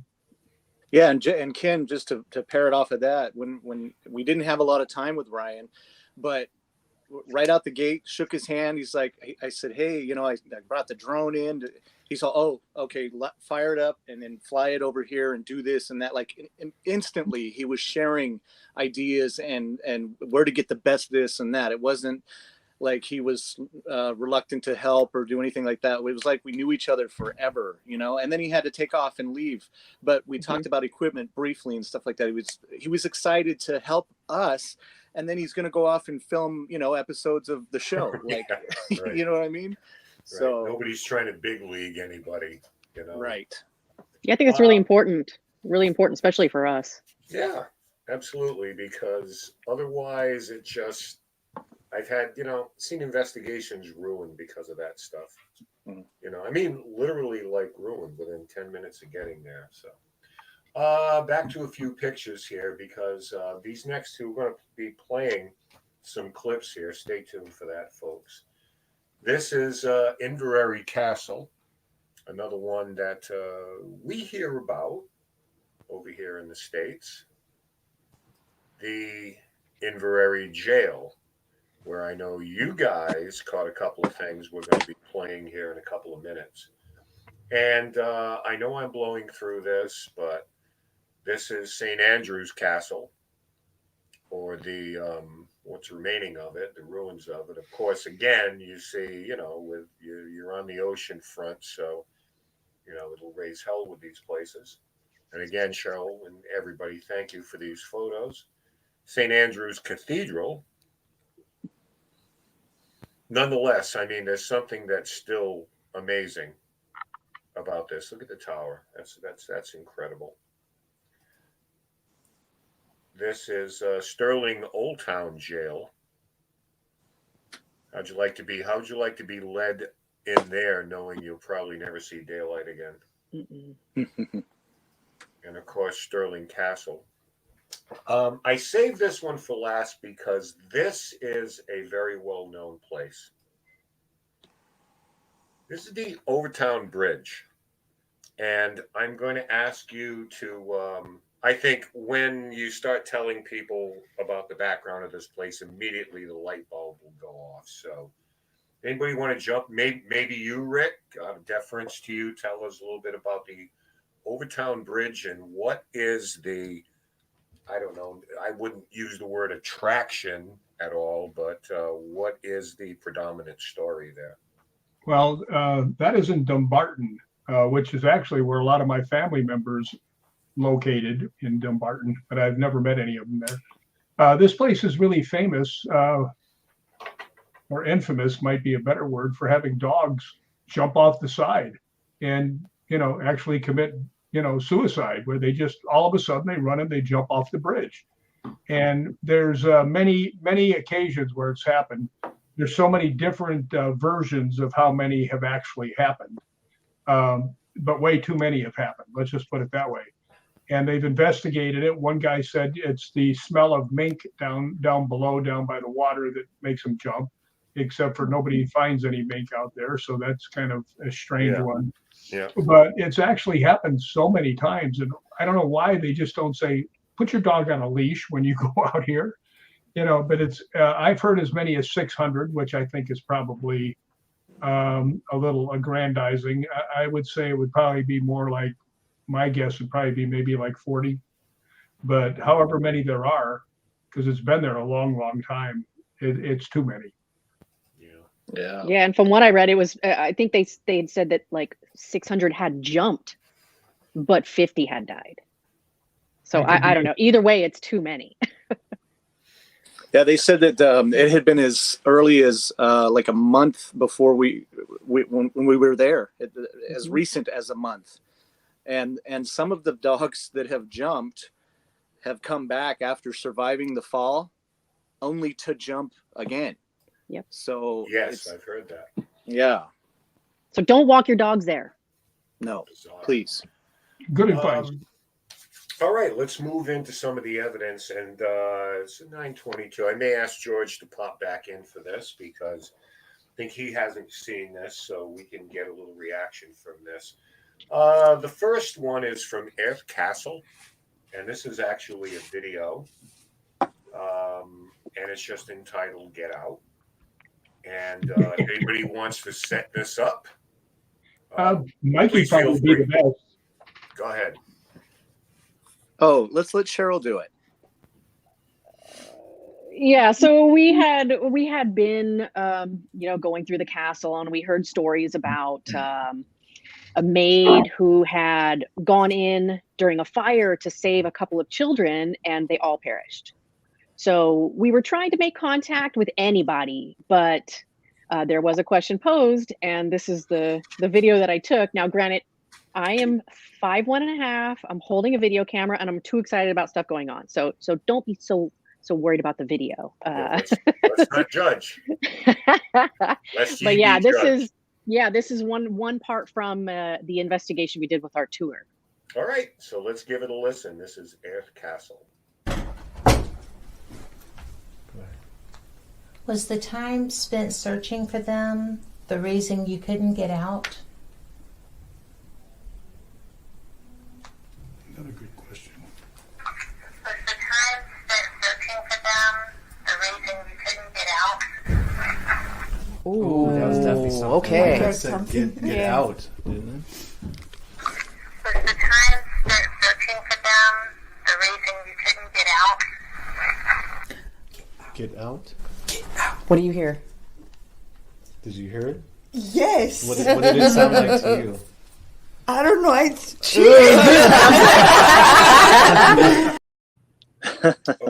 Okay, now at the end of that, I heard another "Get Out." That was the That's cousin with a question behind me. mark, and I talked to Cheryl. So explain what that was, Cheryl. That was one of Rick's cousins standing behind me, saying what he heard. But I think it was pretty obvious, right? Could you hear that? I did hear it, and I said, why are they not reacting to it? But ladies and gentlemen, just another example of why we don't whisper during EVP sessions. The best part of that. Never know.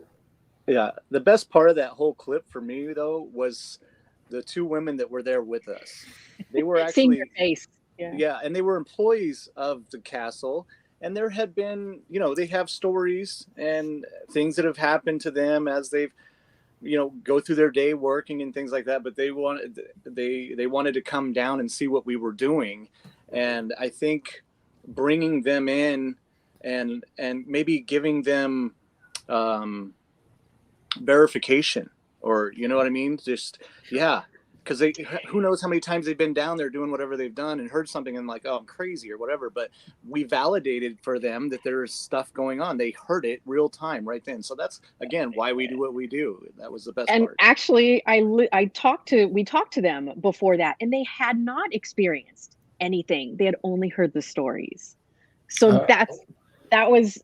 It took a long time to like even go back there. I didn't remember who was in the room or, you know, what had exactly happened, but yeah, that was their first experience. So watching their faces. It's not unusual though for docents and people who work at a place not to have experiences because they're not really engaging. They're just going about their time there, you know, and then when they join in with folks like yourself and just sit back and look and listen, then, you know, suddenly their perspective changes a little bit. Yeah. Well, we did have one of the funniest things ever happen. The guy asked us not to use his name, so we'll say his name is Mikey also. That's the next video, by the way. There and we were saying something. What would you like us to do? I think it was, or something along that lines. Mikey or Cheryl might know better. But just as the door opened, just as the man opened the door to come in, he just started to come in, and he heard the recorder go, "Get out!" And he goes, "Okay." And he turned around and closed the door. And left. Actually, that's why I had to cut the video right there, was because he walked in and, I mean, full in the camera. So I was like, we'll just cut right there. And then I cut another piece right after. Get out. And there it is. Yeah, it was so funny. He just walked. I was standing. Perfect timing. And he goes, "Okay." He turned around and left. George, Yeah, you want to weigh in? Well, the one thing I was curious about is, Cheryl, you were doing the filming, correct? Yeah. Was everybody else in that group standing on chairs? No. No, like I said, I'm 5'1.5", so sometimes my videography is a little low. You will see it in the next clip, unfortunately. So I apologize, but I had so much other stuff going on. I just wanted to make sure, you know, we could share this, because it was great to see the reaction and not just hear the EVP on this one. I just finished watching the Netflix movie Troll, and I had a flashback. How dare! Yeah. All right, Ken, what do we got next? That's amazing. You're gonna need this more than me, pal. All right, again, this is Earth Castle and a response that I really like this one. I really did. The response, well, it'll be in the captioning, which is something we don't normally do, but for purposes of viewing, Earth Castle, here we are. Here we are. Yes. This question is for the nanny. Did you have a chance to escape but stayed to help those children?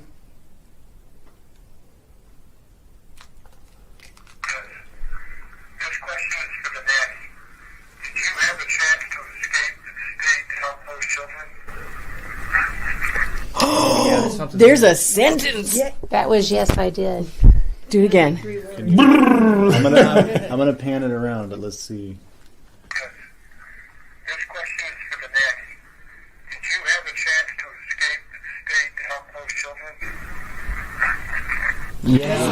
Yes, I did.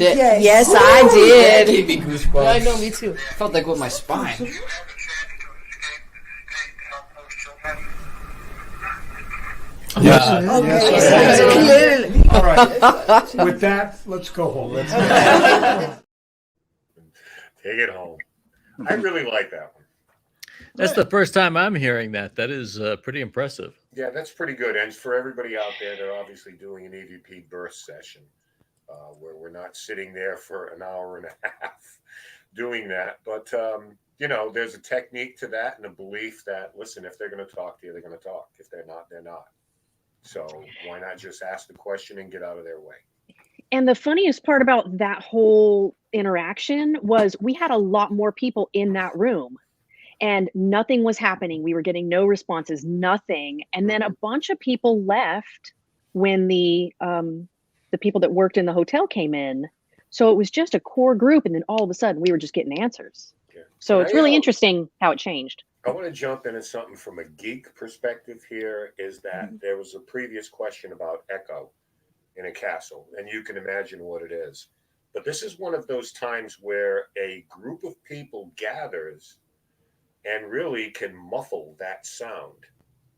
When they're crowded sort of around in a circle, you can kind of buffer that. So it's one of those situations where it's not necessarily bad to have, you know, I'm not going to say a crowded room by any regards, but this is why you're not hearing that reverb. Not only that, but I mean, everybody in that session is being very respectful of the process, and you know, the question is asked, and then there's a space that's allowed for the answer, you know, and that's what's happening. Yeah, and I noticed that Mikey even waited a few seconds before he turned it off. You know, I know that we're kind of geeking here a little bit with technique, but you know, these are things that, hey, listen, when we bring guests on, there are a lot of people.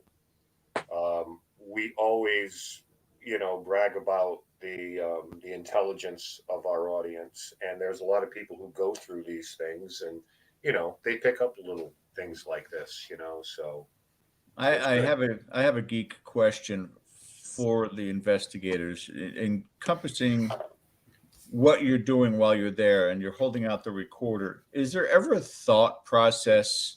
Because I'm not even sure if I practiced this before, holding a recorder out.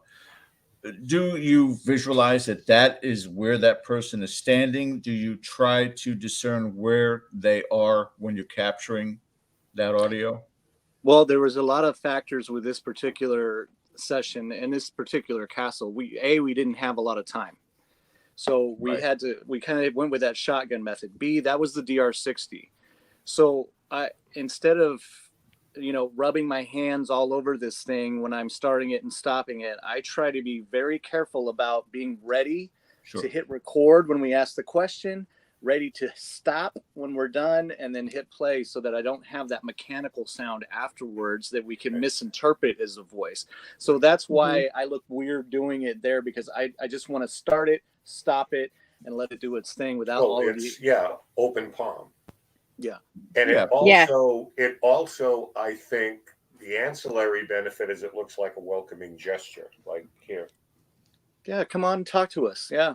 Sure. I'm a nice guy. I'm a nice guy, I swear. Despite what Cheryl says, I'm a nice guy. All right, so I said nothing of the sort. You said, okay. Some EVPs here, but first, Mikey, you got like a target on your back tonight, dude. A little background into what Mikey goes through, the process he goes through as far as review. Here it is.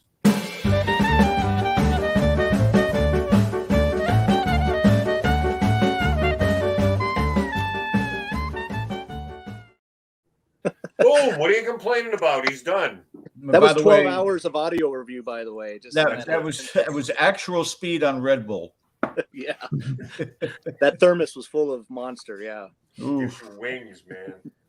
For this, we are going to go back to Air Castle, and I'm going to ask you to set this up because we get a name here. Is this particular name significant to that particular place in your research, or is it kind of random?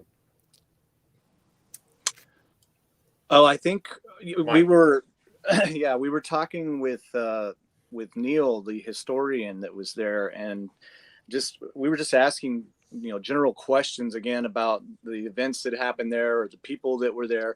So to answer the question, no, I think it was just a random name. I think it's more of, we find that when we're on investigations, there's 90% of the time you're going to hear Rick's name, whether it's audible on a recorder or something. We've heard Cheryl's name on the recorders before, so maybe it was just my turn.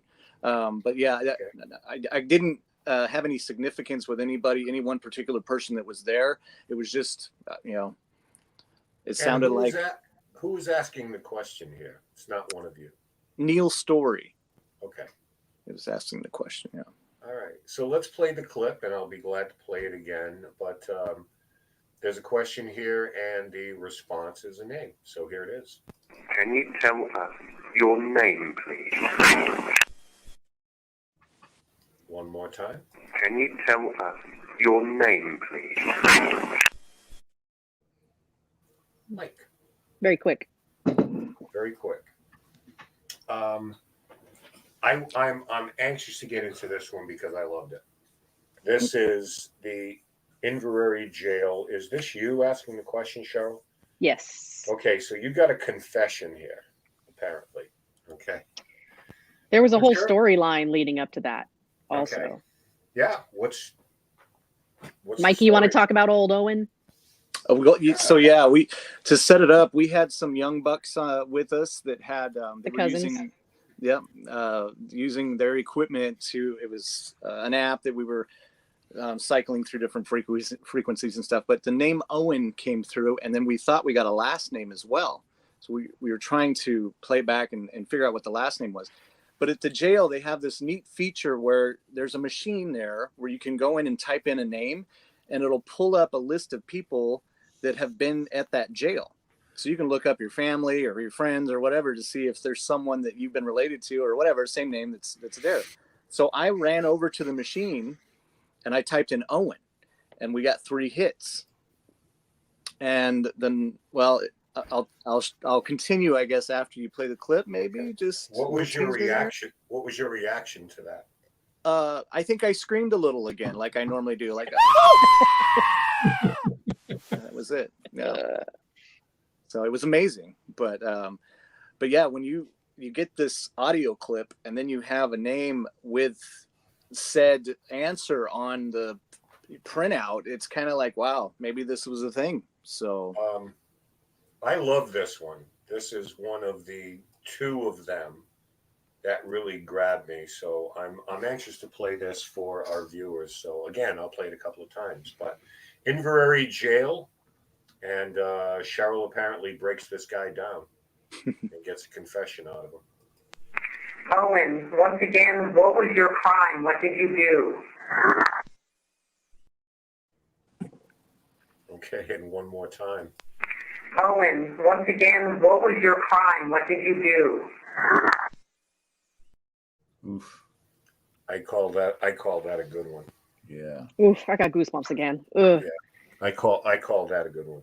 Number 1 on the list was a 34-year-old Owen that was in there for murder. Mm-hmm. So that was a keeper. Yeah, don't you just love it when it all proves out? Because, anything could have been said. Spaghetti could have been said. And this right here proves that, I mean, literally anything can happen at any time in a place like this. This was in like an hour-long investigation during the day. So, I mean, it was literally like, and it seemed like he followed us right into the next room. We were still like asking questions, and that's when it started to say my name. Was, I mean, this place was insane. The Inverary Jail definitely did not disappoint, even the short time we were there. So. Yeah, I would say your comrades did you proud on the trip over, Rick. I would say. Hey, I know who to ask.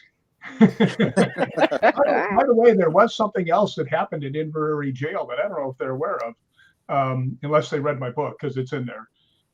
There was a girl that was with us, Lori Dorsey, who had 10 operations on her feet. So she was coming down the stairs. We were the last 2 in the building. We were on the other side, the courthouse and everything else, where Cheryl and Mikey and everybody was on the other side. And I had already come down, and I was probably 10 or 15 feet standing out in the courtyard. And it's all cement, and Lori's coming down, and I can hear her walking, and all of a sudden behind her, I hear very fast footsteps, like someone's getting ready to tackle her. I mean, it's like coming down the steps going, right? And just as she came around, I started to run towards the steps. I had my hands up. I was ready to defend her. I didn't know what it was. And she had stopped, and she turned around. She's like, there was somebody behind me. I said, I know. I heard it, but nobody there. Amazing. We've got 2 more clips to play here. We got a little bit of time. I wanted to ask you a question now. And this is something that I think that is very attached to the UK. And it's probably our own because we hear so much about it. The idea of elementals. So, Rick, if you want to get us started, I just wanted to ask about the cultural differences we have because, you know, fairies, elementals, the idea that something never had human form. We hear of this at places like Let Castle, which probably has the most famous elemental. But what is the general tone and tenor over there when it comes to these particular entities? Well, the people over in Scotland and Ireland, because I had been to Lep Castle, unfortunately, it's they're very much believe in the fairies and the elementals, and you know there are times when it seems like they're right with the elementals. We've been some places where some of the stuff was pretty darn hard to figure out. So, but they're very in touch with their own history. So, like over here, we don't have that. But they do, and they embrace it. So it's actually kind of fun to go with them when they're looking for stuff like that. Yeah, and then to add to that, when you think about like the Salem witch trials, you know, here in the States, we learned so much about burning witches in Scotland, like the birthplace of that, to where it almost made what was happening here, like, you know, not to downplay it, but small, you know, like it was just, that's where it started. So you're at the roots of this. And then when people came over, you know, to colonize here and start that, those traditions came along too, but really you're at the birthplace of a lot of this stuff. And so they're deep in their culture, you know, they're hardcore into preservation and just, and, you know, remembering the past. Tradition. Well, I will tell you something else real quick about the Scottish people. They're some of the kindest people you'll ever meet. I mean, I didn't meet a single person in the 7 times I've been there that actually wasn't just right outside, you know, just right up front with you. Hey, how are you? Come on in, have a beer. You know, they were very, very hospitable and very real. So one of the reasons I go back there all the time. Yeah, for a beer. For a free beer. I don't drink actually, but I need somewhere to wear my hat. That's all. And okay, we've got one Balcony Castle Knox. This is like the Tonight Show. We have a clip. Anybody want to set this up or? Yeah, it's just a short clip. And we hit this on the show on the Dark Zone live. We actually heard these knocks while we were there.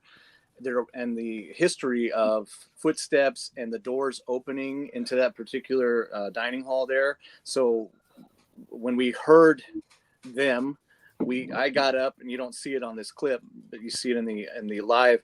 But I got up and walked over to check the door to see if the door had actually opened, and explored another little area where we thought we heard them. But I had a EDI Plus there, and you can hear the knocks, and we all heard it at the table. So I think right at the beginning of the clip, one is prominent, but we'll play it and judge for yourself. So, Balcony Castle. Wine.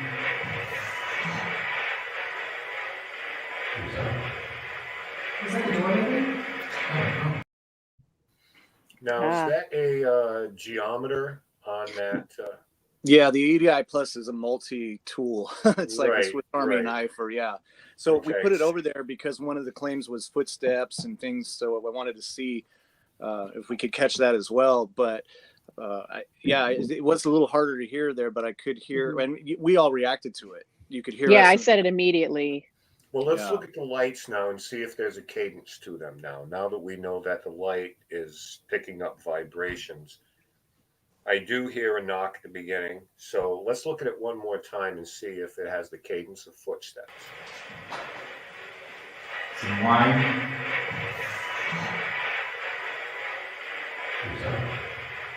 Is that the door open? Certainly does, doesn't it? Yeah, I said boom, boom right before I said, "Did somebody open that door?" Or I hear multiple things in there.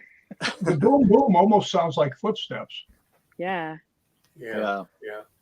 There's one last thing I wanted to play, and our producer Bill will love this because he's a UFO guy.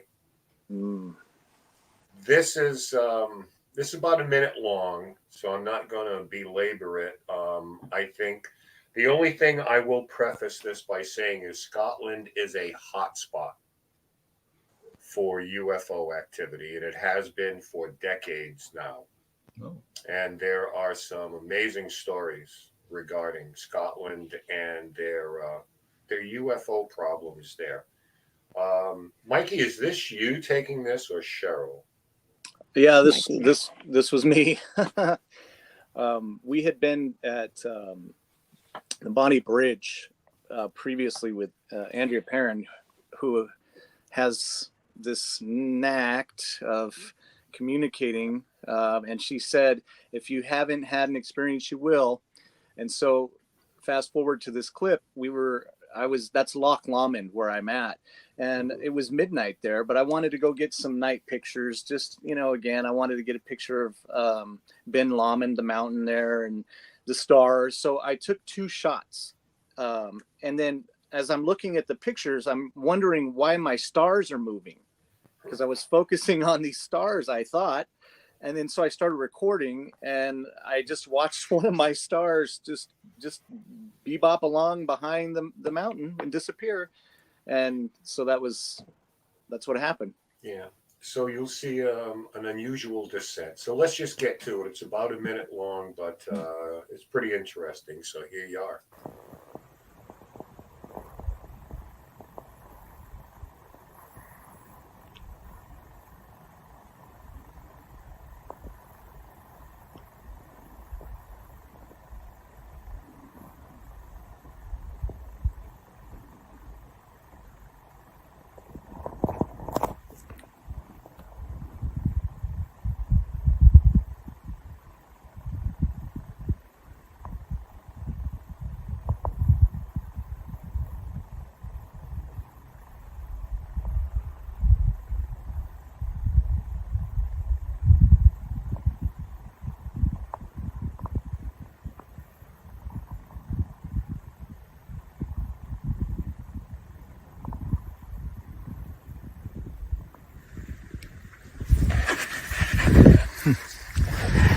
I can't wait to show that to Andrea. And see ya. Yeah. So there was actually 2. Like I was saying, I took a picture, just the lock and the mountain, but one went that way, and that little guy just went behind the mountain. I was blown away. But I don't know if that's what an airplane looks like in Scotland. It didn't look like airplane to me, but yeah, no, that was actually pretty cool, because it's moving way faster than what you would expect a satellite to do. Or the slowest shooting star you've ever seen. Right. I don't think so. Well, if a plane is like not moving at 200 miles an hour, it's going to fall out of the sky. Well, that moved around a lot too. It wasn't like a straight path. It was wobbling all over the place. Did you, Mike? You mentioned Andrea Perrin. Mm-hmm. Did you know? Wait for it. Wait for it. I wrote a book with Andrea Perrin. Yes, sir. Andre Perron. And I've never been to Scotland or the Conjuring House. I've heard about this book writing experience that you had. Never been to the Conjuring House or Scotland. Let's make a date. We'll just bust in. Call Andrea. I've been to Wawa. That's something we'll have to remedy, isn't it? Oh God, yes. I got a couple of questions. George, you want to finish off with a couple of questions here? Yeah, sure, absolutely. You want to hit this first one here? It's actually from Facebook, which we keep telling everybody, if you're going to come on via Facebook, you have to log into StreamYard. Didn't do it, so your name is Facebook user. Have you ever been to Culloden Moor? If so, did you experience EVPs? I guess that's for any of you. Rick, you've been there most times. I have never been there, actually. That may be something I have to put on the future list. Okay. Yeah. I assume Moor is without the E, correct?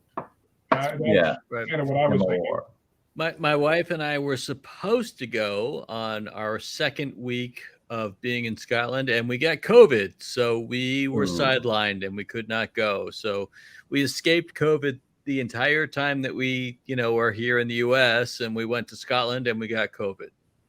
Oh, I blame Mikey. You're just a petri dish. I think everybody should blame Mikey. Absolutely. This next question is for Mikey. Mikey, how many times have you fallen asleep listening for something during review? 0. Well, if I'm gonna be honest, when you get into those late night reviews, I've lulled myself to sleep a few times. So it's happened. I've had to go back and redo. But yeah, it's happened for me. That white noise will zoom you out. I know. 0. I've fallen asleep during investigations. We have come down to the last 2 minutes of the show. Ken and I want to thank you guys, first of all, for providing all of this amazing history and evidence of this trip that you had, and to ask you what plans you guys have for the next year. We're in holiday time frame and things tend to slow down, but in 2023, let's go right around. Jay, what's going on with Dark Zone and yourself?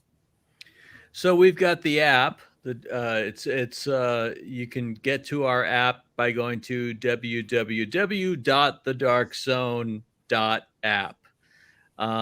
And it's a really cool app. It's, there's lots of content on there. There's lots of, like you guys are on there right now, live. Dead Air is on the Dark Zone live right now. Hey, Dark Zoners. We have podcasts. We have just it's also like social media. If you imagine like your Facebook page with the feed and all that, it's like that, and you have access to paranormal VIPs like Rick McCallum. And figure it out with you, Jay. That's right. We'll talk about that. Yeah. So it's a fun app. If you are living the paranormal lifestyle, I think it's something that you would love. And yeah, so that's our focus right now, is getting the app out and figuring out what our next investigation is and what we're going to do. We don't know yet. We're looking. Awesome. Don't forget the www dot in front of it. That's right. It's important. Yes. You know that. How about you, Rick? What you going to be doing next year? I'm going to be going to Scotland, and for crying out loud! Wherever else I can go. Just rub it in. My other book just came out a couple weeks ago, and I've gotten several people have asked me if I would like to come investigate their place. So I'll have to see about all of that. But I would like to say that when we were in Scotland, it was such a pleasure, having Jay and Kathleen and Christine there, because actually Christine took the picture for the cover of my book. But it's very hard to have somebody with more paranormal chops than Jay and Kathleen filming you. So that was kind of an honor. And I mean, it was so much fun to do, and it came out so good. I would suggest you go to the Dark Zone app and look at it, because what happened with Cheryl is amazing. All right. Yeah. And finally, Cheryl and Mikey, what do you guys got planned for the next year? Mikey, you lead off there, brother. Whatever Jay wants me to do. We've got some stuff coming up with Rick and Cheryl again. I think next year, maybe, hopefully. I love it when we get together, because I think we have this thing, we've got this whatever you want to call it, this mojo, whenever we're on an investigation, we're like little magnets. So and I'm excited about the Dark Zone too. You guys, honestly, if you are a fan of the paranormal and the influencers that are on there, people that you've watched over the years, you have an opportunity to reach out to them and ask them questions and pick their brains, like Rick McCallum and the Ken DaCostas and the George Lopez's, do it. Take advantage of it. It's like Jay said, it's Facebook for the paranormal. So, but yeah, as much ghost hunting as I can do, I'm gonna do. Yeah, we'll get you guys to Rhode Island for sure. Hey, before we get out of here, Rick, pronounce this again, please. Okay. What is that? What is it? That is the longest town name in Scotland. and also happens to be the wine that Jay was drinking all night. You should be aware of that. No, that's how we And pronounce so it. he won't be able to pronounce that anymore. No. Well, you know what? I can't pick on Jay about drinking while he was on there. I had 2 cups. Oh, jeez. That's it, guys. We are all out of time. Actually, we're over time at this point in time. I'm sure that at this point Bill is trying to kick us off. So let's do so. Thank you guys for joining us. We'll see you next week, same time, 8 o'clock. You've been watching Dead or Live on the Dead or Full Spectrum channel. Have a good night. Thank you, guys.